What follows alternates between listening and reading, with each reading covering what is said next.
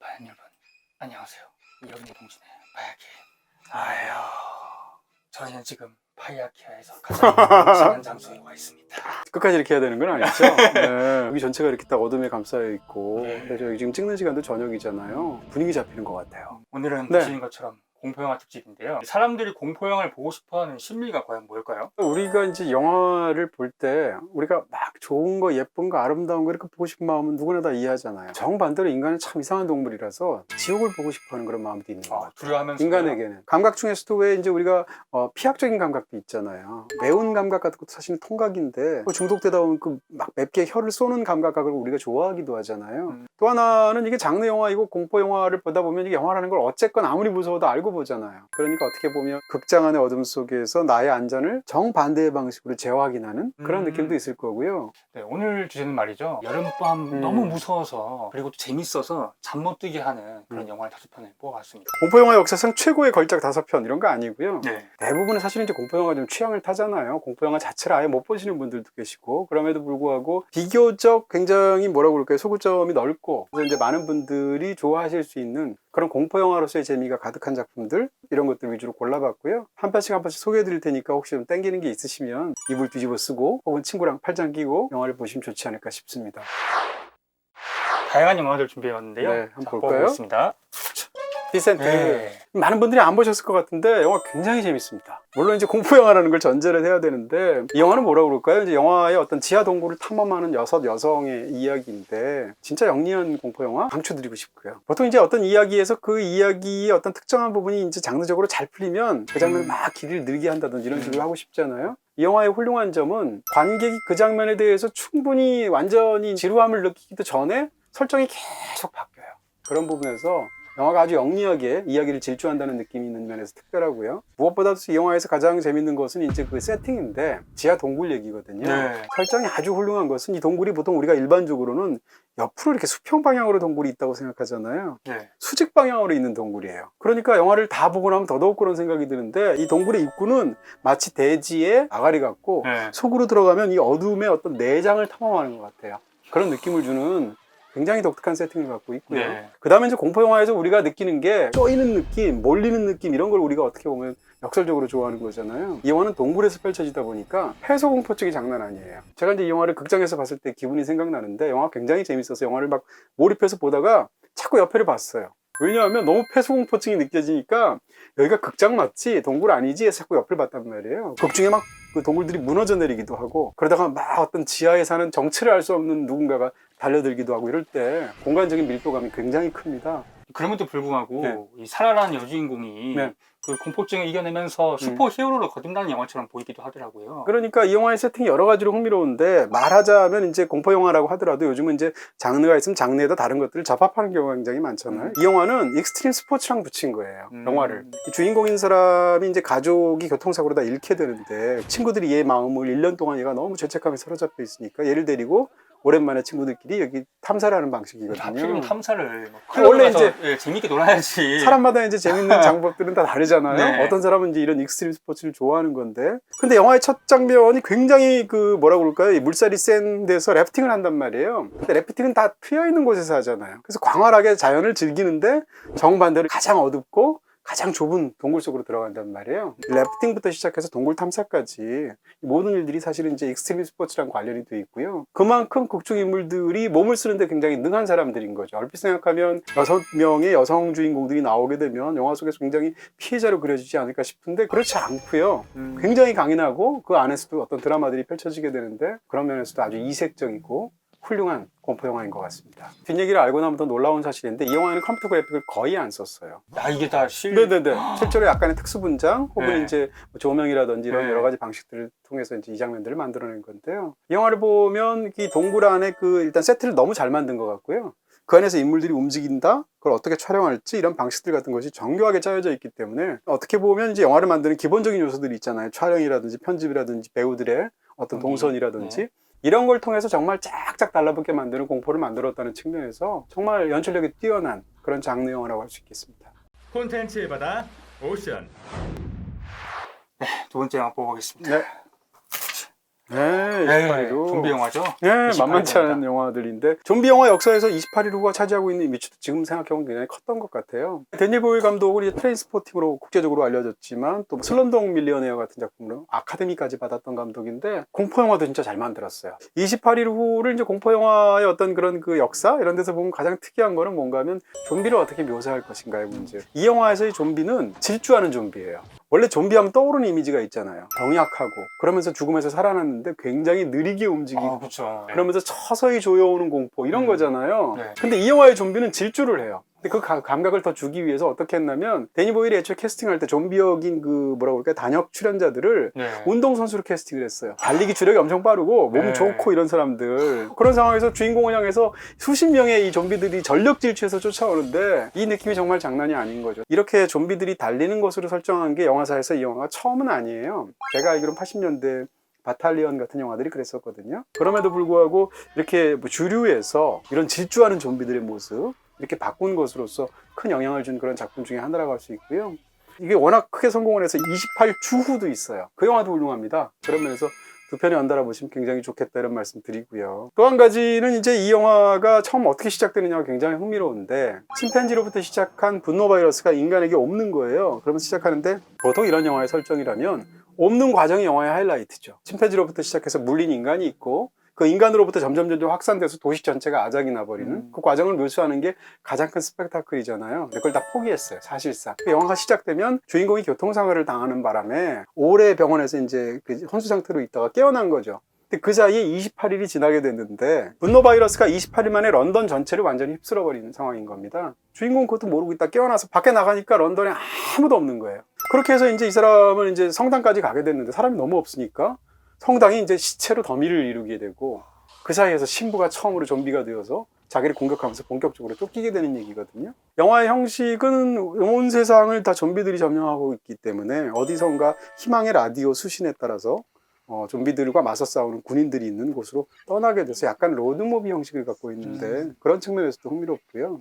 그리고 이제 데니 보일이 음악을 쓰는 방식도 굉장히 이 영화에서 재밌어요. 음악은 일반적으로 막 공포스러운 거면 어떤 걸 쓰겠습니까? 하드락을 쓴다거나 음산한 분위기의 키보드를 쓴다거나. 이 영화는 절정에서 어떤 대학살극이 벌어지게 되는데 그때 어쿠스틱 기타 반주가 나와요. 일부러 어긋나게 해서 그 장면의 아이러니 효과를 극대화하는. 그 다음에 어떤 장면에서는 그런 것이 나와야 될 타이밍이 아닌데 굉장히 슬픈 성가가 나온다거나 이런 타입의 음악을 사용을 해서 음악적인 효과도 굉장히 독특하다는 생각이 들고요. 그리고 이제 28일 후 같은 영화들에서 공포 영화에서 흔히 좀비 영화라고 해서 좀비들로부터 쫓기는 인간들이 싸우는데 사실은 영화를 다 보고 나면 진짜 무서운 건 좀비가 아니에요. 내 옆에 있는 사람들. 그러니까 한국 영화에서도 반도란 영화 있었잖아요. 비슷하네요. 네. 반도 내용을 보면 제 생각에 28일 후에서 영향을 받은 것 같아요. 거기서도 소규모의 군대가 주둔하고 있고 좀비에 맞서 싸우는 안전지대가 거기인데 사실은 그 안에 들어가 보니까 그 안이 더 무서운 그런 상황들. 그런 면에서 28일 후하고 반도하고 굉장히 비슷한 느낌이 있고요. 거기서 보면 이제 감염이 됐단 말이에요. 근데 감염된 사람이 바로 조금 전까지 동료예요. 그럼에도 불구하고 감염됐을 때 좀비는 얼마나 안 먹으면 죽나. 좀 어떻게 보면 이제 마루타처럼 생체 실험을 하는 장면들 같은 걸 보는데 그럴 때 이제 그 동료인 군인들의 태도라든지 인간성이 상실된. 그리고 또 설정 중에 좀비한테 물리거나 이렇게 돼버리면 20초 안에 죽여야 된다는 설정이 있어요, 영화에서. 그런 상황에서 영화에서 굉장히 중요한 어떤 보조 캐릭터가 있는데 이 사람이 갑자기 동물 때문에 이 감염이 돼가지고 그 순간 바로 20초 안에 죽여버리거든요. 그런 장면들이 영화에 나오는데 이런 부분이 공포 영화라는 설정에서 봐도 굉장히 쇼킹한 느낌들이 있고요. 어떻게 보면 약간 스타일 자체를 저예산 스타일로 찍었거든요. 화질도 안 좋고. 네, 그런 부분에서 정확히 내가 뭔 봤는지를 알 수 없는 부분들도 많은데 그래서 오히려 더 공포스럽기도 한 그런 멋진 좀비 영화라고 할 수 있습니다. 다음 영화입니다. 네, 뭐 21세기 공포 영화 걸작. 유전 같은 영화를 보다 보면 도대체 이 감독은 무슨 생각을 하길래 이런 영화를 만들까? 이런 생각이 들 정도인데 유전이라는 영화는 두 번 봐도 재밌고 세 번 봐도 재밌습니다. 왜 그런가 하면 이 영화를 볼 수 있는 여러 가지 다양한 층위들이 있어요. 일단 영화에서 벌어지는 모든 일이 하나의 거대한 의례다라고 생각하면 영화가 굉장히 섬뜩해져요. 따지고 보면 이 영화 속에는 장례식이 세 번 나와요. 세 번의 장례식은 영화를 다 보고 나면 사실상 한 번의 대관식을 위한 의례의 일부인 것 같은 느낌도 들거든요. 그런 면에서 영화의 첫 장면부터 마지막 장면까지 하나의 거대한 의뢰를 완성하기 위해서 질주하는 것 같은 그런 느낌이 있고요. 두 번째는 이 영화를 주인공을 따라가지 말고 이 영화에서 악마가 나오잖아요. 파이몬이라는 악마가 만약에 이 영화에 계속 있다고 가정하고 그 악마의 시선이 어떻게 될까 한번 상상하면서 보는 거예요. 그러면 이 영화는 파이몬이 떠돌다가 자기가 들어가서 살게 될 숙주를 고르는 내용이거든요. 그런 면에서 본다면 어떻게 보면 이 영화는 악마의 로드무비예요. 사실은 이 영화의 첫 장면에 그 작은 미니어처 장면들로부터 시작하는데 네. 그 영화가 그 장면 자체를 사실상 그게 시점 파이몬 쇼트로. 시선이군요. 바로 그렇습니다. 왜냐하면 아. 그 장면을 시점 쇼트로 찍었거든요. 근데 영화 속에서 그 장면의 시점을 보고 있는 인물이 없어요. 누구냐? 사실상 파이몬인 거죠. 가장 재밌는 것 중에 하나는 이 영화의 이야기를 볼 때 이 영화의 시간상으로 보면 그 앞에 있었던 굉장히 긴 거대한 이야기가 있어요. 그 거대한 이야기의 끝에 붙은 요만큼만 우리가 보고 있는 거예요. 근데 이 영화가 영리하게도 앞에 어떤 이야기가 있었는지를 다 설명을 안 해요. 그런 부분에서 과연 앞에는 무슨 이야기가 있었는지 상상하면서 보는 것도 영화를 볼 수 있는 굉장히 좋은 방법이고요. 모든 그런 공포 영화든 어떤 영화든 대결 구도가 있지 않습니까? 누구랑 누구랑 싸우는가의 문제인데 이 영화에서는 영화 시작하자마자 주인공의 어머니가 돌아가시죠. 그래서 그 장례식으로 시작하는데 네. 그 죽은 어머니랑 영화에 내내 나오게 되는 주인공이랑 두 사람이 싸우는 거예요. 엄마와 딸의 싸움이었던 거예요. 그렇습니다. 그리고 가장 재밌는 것은 뭔가 하면 텍스트의 안과 밖이 싸운다는 거예요. 우리가 볼 수 있는 거는 이 영화 속에서 2시간 러닝타임에 있는 안의 텍스트만 보게 되잖아요. 근데 아까 말씀드린 것처럼 거대한 이야기의 부분 집합이라고 얘기했잖아요. 그 바깥의 텍스트에 누가 있는가? 엄마가 있단 말이에요. 이 둘의 싸움인데 이건 인물의 싸움이기도 하지만 텍스트와 텍스트 바깥의 싸움이란 말이에요. 혹은 텍스트와 맥락의 싸움이란 말이에요. 그런 면에서 본다면 사실 플롯을 다루는 이 영화의 방식도 굉장히 흥미진진한 측면이 있다. 영화의 후반부에는 정말 뭐 너무너무 무서운 장면이 있죠. 네. 네. 제가 왜 살짝 언지를 드렸으니까 너무 무섭다고 생각하시는 분은 그 부분이 나오면 뭔가 이렇게 갑자기 가족들이 부른다거나 이런 방식으로 보시면 되겠습니다. 국내 영화 월정액 중 영화 죄다 보이는 오션. 네. 영화 2개 남았는데요. 예. 다음 영화입니다. 아, 네. 샘 레이미 감독의 디렉 미 투 헬입니다. 네. 제목이 왜 지옥으로 끌고 가는 걸까? 이렇게 생각을 하면 특정한 영화의 장면에서 정말 야 이게 제목이 바로 그 장면이구나 하는 정말 놀래 자빠질 것 같은 상상력도 아주 뛰어난 그런 어떤 장면이 나옵니다. 이 영화는 뭐라고 할까요? 공포영화 보고 나면 찝찝하잖아요. 공포영화 치고는 굉장히 깔끔한 영화. 이거는 약간 신나더라고요. 네, 약간 코미디 같은 느낌도 있고 실제로 그래서 상대적으로 가장 깔끔하게 보실 수 있는 그런 공포영화, 재밌는 영화다. 이 영화를 만든 사람은 샘 레이미입니다. 그러니까 스파이더맨 1, 2편을 만들었던 이 사람이 정말 장르마다 다 영화들을 잘 만드는 사람이고요. 그리고 애초에 이 사람이 유명해졌던 게 젊은 시절에 이블데드라는 공포영화 시리즈로 유명해졌어요. 네. 공포영화의 유전자를 갖고 있는 사람이고요. 이 영화를 보면 입과 관련된 묘사들이 너무 영화에서 무시무시하거나 너무 기발한 게 많아요. 입이라는 게 보통 입구잖아요. 음식을 네. 집어넣는. 네. 그러다 우리 몸이 안 좋으면 출구가 되잖아요. 네. 흥미롭게도 이 영화에선 입에서 나오는 게 상상을 초월해요. 어우.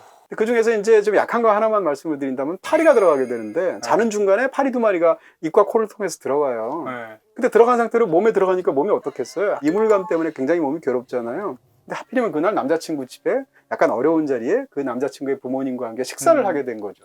그러다가 어느 순간 파리가 나오는데 그런 장면들을 묘사하는 걸 보면 정말 설정을 가지고 완벽하게 장악해서 감독이 갖고 노는구나 이런 생각이 들고요. 그 다음에 이 영화의 후반부를 보면 이런 이제 오컬트 무비라고 하죠. 네. 이런 악령이라든지 초자연적인 존재랑 관련되어 있는 오컬트 무비에서 항상 나오는 게 이제 접신하는 장면 같은 게 나오잖아요. 후반부에 보면 이제 서양에서는 항상 테이블에서 이렇게 손을 맞잡고 있고 3명, 4명 이렇게 있는 그런 장면이 후반부에 나오는데 그 장면에서 저는 당시에도 보면서 너무 놀랐던 게 춤추는 어떤 장면이 있어요. 허공에서. 웃기기도 하고 네. 한편으로는 너무 무서워요. 그 장면이. 그런 부분에서 또 흰 염소가 나와서 막 말하고 막 이런 장면들이 있잖아요. 네. 그런 부분에서 이 드랙 미 투 헬의 이 강령 장면, 접신 장면을 보시게 되면 접신, 강령 이런 게 공포영화에서 얼마나 많이 나왔겠어요. 그럼에도 불구하고 아직도 이렇게 참신하게 멋지게 장면을 만들어낸다는 걸 보실 수 있고요. 마지막으로 이제 일반적으로 공포영화에서는 죽어나가는 사람이 한둘이 아니잖아요. 28일 후에서 얼마나 시체가 많이 나오겠어요. 근데 드랙 미 투 헬은 정말 한 놈만 패는 영화거든요. 이게 언제 만들어진 영화인가 하면 금융위기 직후에 만든 영화란 말이에요. 예. 그런 상황에서 미국에서 수많은 사람들이 이 은행 빚을 못 갚게 된 거예요. 막 파산하고 이런 상황에서. 영화의 시작되면 영화의 초반에는 어떤 한 나이든 할머니가 와서 제발 지금 대출금 상환을 요구받았는데 좀 미뤄달라고 부탁을 하죠. 근데 은행원인 주인공인 크리스틴 입장에서 평소 같으면 또 이렇게 밀어줬을 수도 있는데 승진이 걸려 있으니까 굉장히 냉정하게 거절을 하죠. 그 노파가 갑자기 얼굴이 변하면서 저주를 걸죠. 네. 그 이후로부터는 그 저주와 맞서 싸우는 크리스틴 혼자 얘기예요. 그런 면에서 본다면 이 영화는 이제 러닝타임도 99분밖에 안 되는데 99분 동안 오로지 한 사람의 밀도 있게 그 사람만 따라가는 그런 방식으로 공포를 다루고 있어서 굉장히 밀도가 높죠. 마지막 영화입니다. 볼까요? 하나, 둘, 셋. 네. 케빈 도지. 네, 케빈 인 더 우즈라는 작품인데요. 굉장히 재밌는데 의외로 많이 안 보신 것 같아요. 그래서 꼭 강추드리고 싶고요. 제목이 숲속의 오두막이면 딱 공포 영화예요. 땀에서 나온 바이브인가요? 뭐 그렇게 볼 수도 있어요. 그리고 이 공포 영화의 팬들이라면 심지어는 극 중에서 이제 인물이 5명이 나오는데 이 5명이 어떤 순서로 죽을 것까지 예측할 수 있어요. 근데 그것은 이 영화가 멍청해서가 아니고 그런 관습을 가지고 놀기 때문입니다. 숲속에 어떤 오두막집이 있는데 네. 거기서 하루 저녁을 보내면서 친구들끼리 재밌게 놀러 캠핑 가는 기분으로 네. 젊은 사람 남녀가 5명이 간다. 거기서 이제 벌어지는 어떤 일이 있을 거 아니에요. 그런 일을 다루게 되는 영화인데 흥미로운 것은 이 영화가 오두막 안에서 벌어지는 일은 전형적이게 이를 데 없는 일만 벌어져요. 근데 그런 전형적인 일이 벌어지는 오두막과 오두막 그 옆에 숲에서 벌어지는 일이 있고 그것을 관찰하는 이 바깥의 존재들이 영화에서 계속 묘사가 되죠. 이 두 가지가 합쳐지는 방식이 너무 신선한 거예요. 방금 전에 Drag Me to Hell 얘기할 때 샘 레이미 얘기했잖아요. 공포 영화 역사에서 80년대 저예산으로 샘 레이미가 만들었던 이블 데드 시리즈가 있어요. 이블 데드의 세팅을 일부러 갖고 온 거예요. 주인공 숫자까지 똑같아요. 그러니까 아주 유명한 영화를 갖고 와서 그 영화의 장르를 비틀거나 재현하면서 갖고 노는 거죠. 그 샘 레이미의 이블 데드를 보시게 되면 숲속에 있는 외딴 집에 5명의 젊은이가 가서 처음엔 재밌게 놀다가 지하실로 가게 되고 뭔가 그 이상한 물건을 발견하게 되고 그 물건을 여는 순간 봉인이 사실상 해제가 돼서 바깥에 있는 그 숲으로부터 캐빈 안에 있는 사람들을 공격하면서 끔찍한 일들이 벌어지는 어떤 괴물들의 등장. 이게 케빈 인 더 우즈하고 사람 숫자까지 똑같거든요. 네. 그런 부분에서 그 형태를 갖고 왔다고 볼 수 있고요. 그 다음에 마지막에 어떤 그 캐릭터들 총 출동이라고 말할 수밖에 없는 어떤 장면이 있는데 샤이닝에 등장하는 어떤 캐릭터들도 등장한다든지 우리가 공포 영화에서 아는 모든 캐릭터들이 사실상 거의 총 출동하는 것 같은 장면이 있어요. 이런 것들은 사실은 어떻게 보면 그 공포 영화라는 이 장르의 역사 속에서 정확한 맥락 위에서 우리에게 오락을 제공하는 거죠. 물론 무시무시하지만. 그리고 이 영화의 마지막 장면의 한 10분, 15분은 스토리도 예상할 수 없고요. 비주얼도 예상할 수가 없어요. 그런 부분에서 믿고 한번 보시면 뭐 이런 영화가 다 있나 이런 생각 하실 것 같아요. 그래서 굉장히 재밌는 영화다. 이렇게 말씀드릴 수 있고요. 정확하게 영화의 그의 핵심은 한 영화의 중반부쯤에 이때 유명해지기 전이거든요. 크리스 햄스워스가 저걸로 유명해졌잖아요. 토르로. 근데 토르에서는 막 타노스도 1대1로 이기는데 그러니까. 여기서는 너무 희말이 없이 근데 공포 영화에서 그런 정도의 체격과 그런 성격을 가진 사람이면 언제 죽는지 우리가 다 알거든요. 아, 예. 근데 영화에서 보면 이제 탈출하는 장면이 한 중반부 약간 앞쪽에 나오는데 그래서 오토바이를 타고 나오는 어떤 장면이 있어요. 그때부터 이 거대한 이야기가 펼쳐지면서 아 이게 이런 얘기였어? 라는 게 처음 그 모습을 제대로 드러내게 되는데 그때가 변곡점이죠. 영화의 앞과 뒤가 완전히 다르면서도 이 양자 사이에서의 벌어지는 이야기가 진짜 재밌는 그 접점이 훌륭한 그런 영화라고 할 수 있겠습니다. 케빈 인 더 우즈, 유전, 디센트, 드랙 미 투 헬은 BTV에서 보실 수 있습니다. 진지하게 정말 무서워서 여자친구 손잡고 봤습니다. 잘 때는 엄마랑 같이 잤고요. 파이어 타임, 파이어.